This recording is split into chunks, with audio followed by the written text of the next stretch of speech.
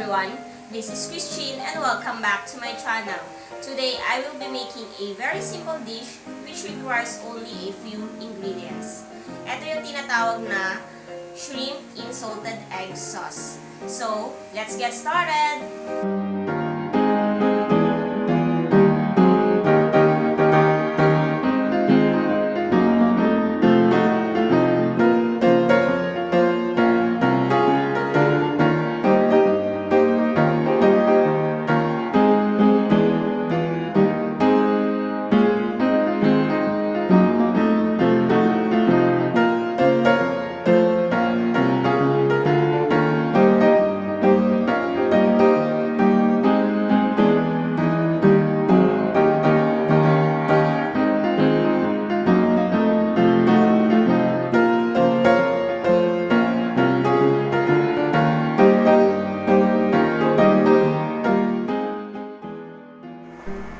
So, first is mag-preheat ako ng oil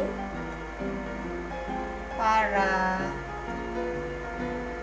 sa pag-fry natin ng ating shrimp. Then, ito yung shrimp natin. Bale, binalatan ko na siya and na-devein na rin. Tapos, nag-iwan ako. Ito, yung sa tail niya para i-fry kasi natin siya. So, ito is the egg white. Lagay lang natin. Then, yung egg yolk nitong egg natin is nakasave para gamitin natin later sa sauce. Then, lagay tayo ng cornstarch.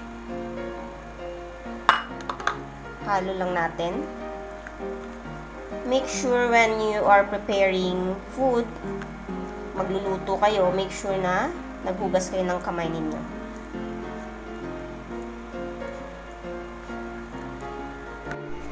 So, let's fry our shrimp.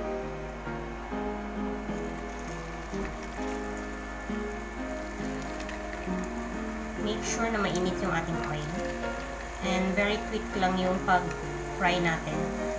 Kasi, lutuin naman natin later.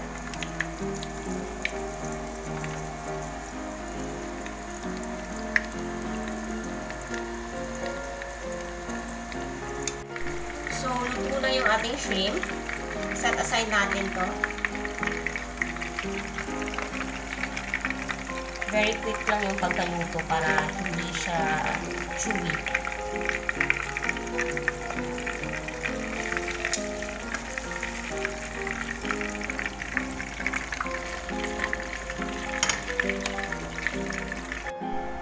So, lulutuin na natin yung ating salted egg sauce. First is, lalagay tayo ng konting oil.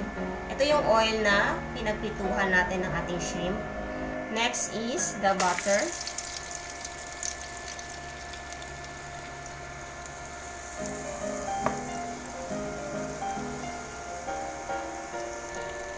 Then, magsasaute tayo ng ating garlic.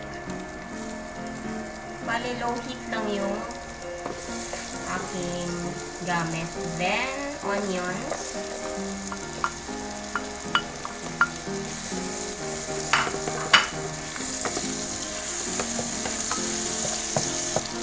Then, this one is our salted egg. Yolk lang ating gagamitin. Bali, dudurugin ko lang siya. Dalawang yolk.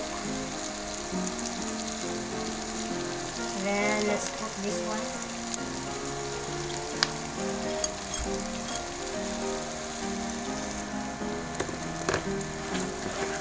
Then, let's mix. Ayan.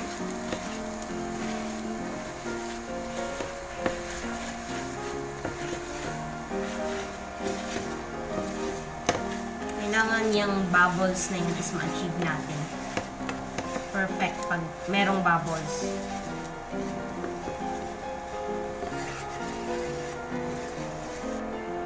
Then, lalagay ko tong egg yolk natin. Mix lang.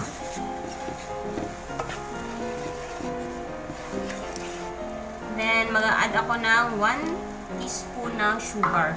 Pang balance ng taste. Then, instead salt ang gagamitin ko, nalagay ako itong white ng ating salted egg. Konti lang.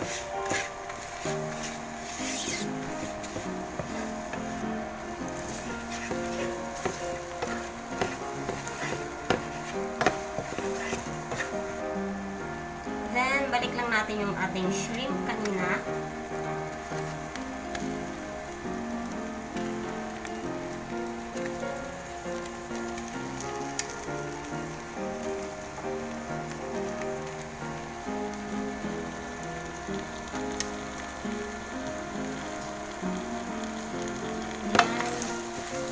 Toss natin.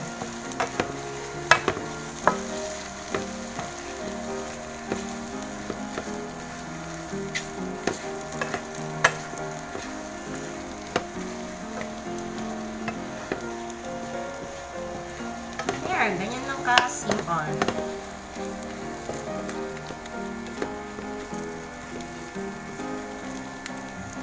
So, it's done.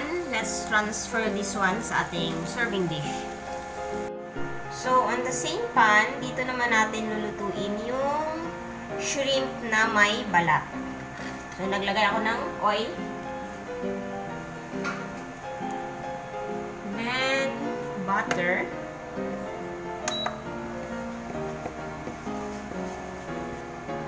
Then, let's saute our garlic and onion. Low heat lang siya para hindi sunog yung ating butter.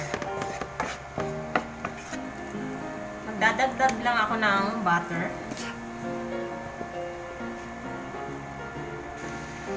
Then, lalagay ko tong ating salted egg, yung yolk and white niya. Dalawang egg rin ang gagamitin ko. Ang balik ginamit ko dito.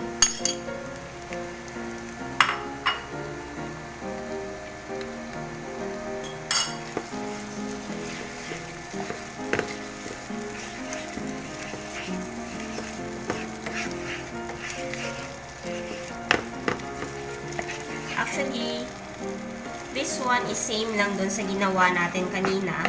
Pero this time, hindi ko siya lalagyan ng sugar. Then, I will put our shrimp. Ito yung hindi ko binalatan.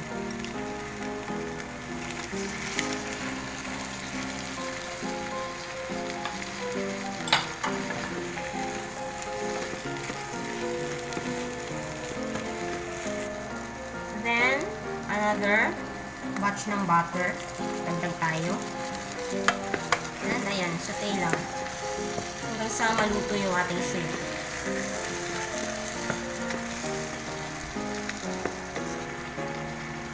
So, tinikman ko na siya and okay na yung taste niya.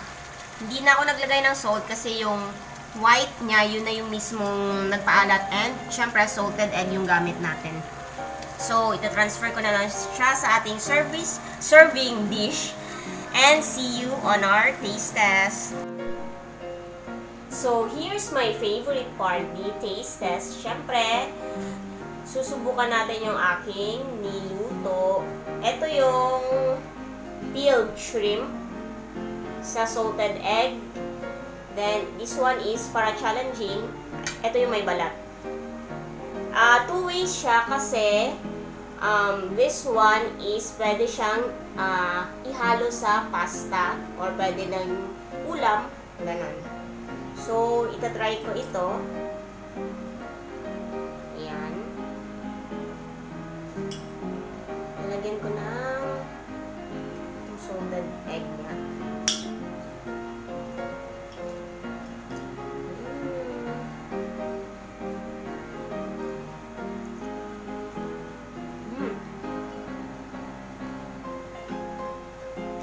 Sarap.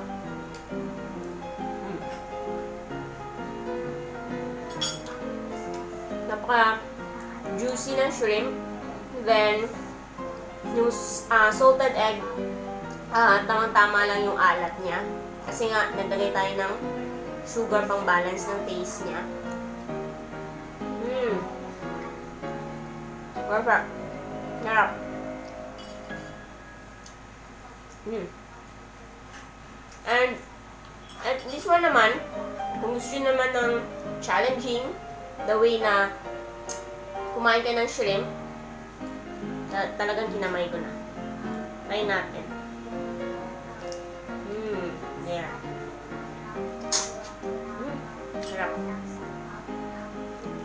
Balatan ko lang. Oops!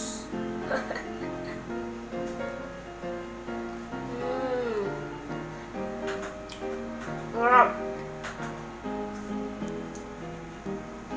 Napaka-natural ng lasa ng shrimp. Dahil nag-incorporate yung alat ng salted egg natin. Perfect. Hope you guys can try this one. And thank you sa lahat ng sumusuport always sa aking channel. And kung bago ka sa aking channel, don't forget to like, leave a comment, subscribe, and hit that notification bell para updated ka sa aking next videos. God bless everyone and see ya! Bye!